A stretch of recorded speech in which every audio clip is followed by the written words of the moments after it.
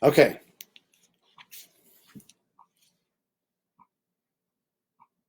All right. I'm back. I don't know if you're back, but I'm back. Hello, everyone. We've just finished reading. This is part two because my video just like literally just stopped for no reason. I have no idea. But I hope you guys are here. And so we had part two. Part two is this is that everyone's commenting on the other video, and I'm over here. So I hope you guys can make it over here somewhere. That's okay if you don't. So here we are. We are at this point where we have the four cups, and the third cup is that I'll redeem you, and that third cup is the cup that Jesus said, "This is my body, which is this is my blood, which I make as a new covenant for you, for the forgiveness of sins." So how does that redemption come from? The redemption comes from, yeah, I know I froze earlier, then the whole thing just stopped.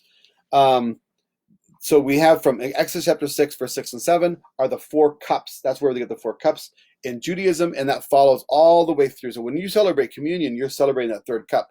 That fourth cup, remember what Paul said, that we're going to take communion because it reminds us of what Jesus did and that he's coming back again. That fourth cup is, I will come and I will make you my people, right? So that's the exciting part, is that fourth cup reminds us, right? So the third cup is our redemption, and then it reminds us, hey, there's another cup, and that cup is that he's coming back. So that's the third, that's Passover.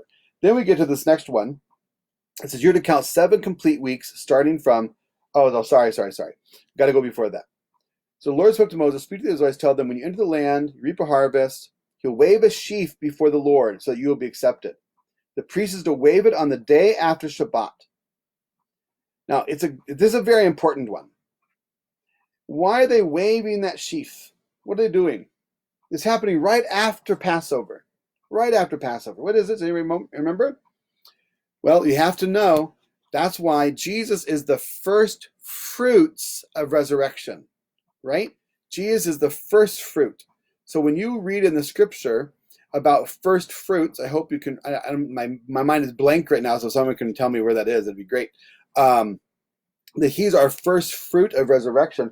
That is meaning that biblical holiday right after Shabbat, and right after Passover. After Passover, they wave the sheaf, and remember, after Passover, what happens? Jesus is resurrected from the dead. It was all pointed to here in Leviticus chapter 23, that he is the harvest.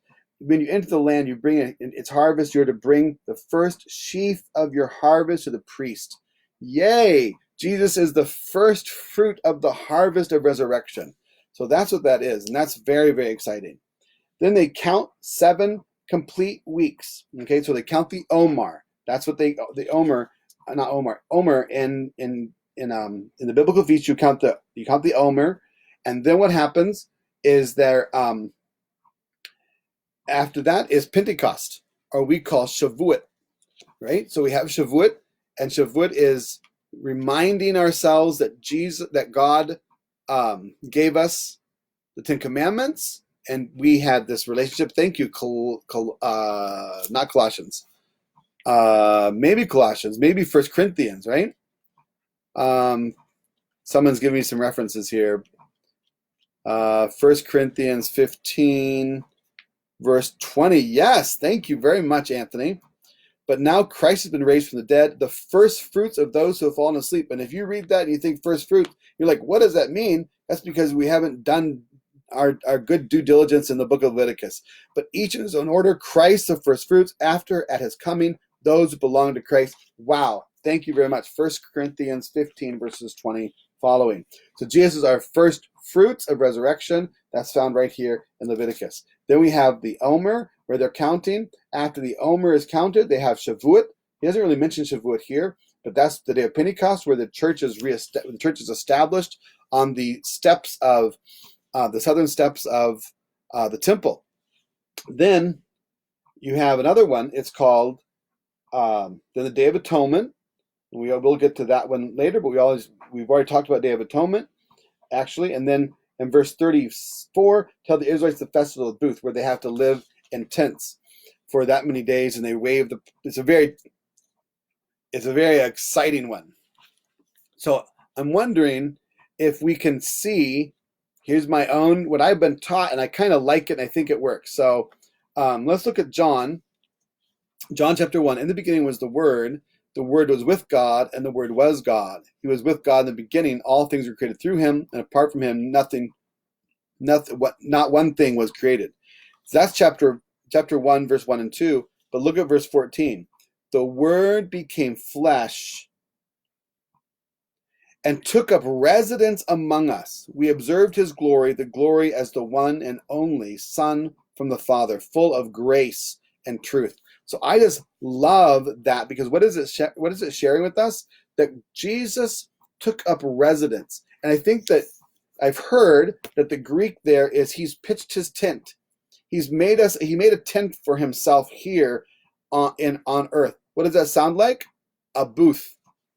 It sounds like a booth. Why? Because we know that Jesus came and he created residence here on the earth. So when we come to the Festival of Booths, our Sukkot, Sukkot, that means we are reminded that Jesus came to earth and he was born and he lived on earth. So that's a great reminder. So when you look at these Passovers, all these biblical feasts, these appointed times, they all point to Jesus. Every single one of them. So that's very exciting. Chapter 23 is great. And I hope you enjoy it. I know I enjoy the biblical feasts. Our family, we try to do different aspects of them, not always the whole thing, but we try to do different aspects of each biblical feast when they come around in our house. So it helps us to connect from the Old Testament, from the Torah, to the New Testament, and then to really to show how our faith is rooted in Judaism. And I think that's very important for us as a family. I don't know how you all do it, but that's what we do here. And of course, it all points to Jesus. So sometimes my kids will say, but we're not Jewish. I said, yes, but Jesus is Jewish. And this all points to him. So that's kind of how we do it. So God bless you. And I'll see you tomorrow, chapter 24.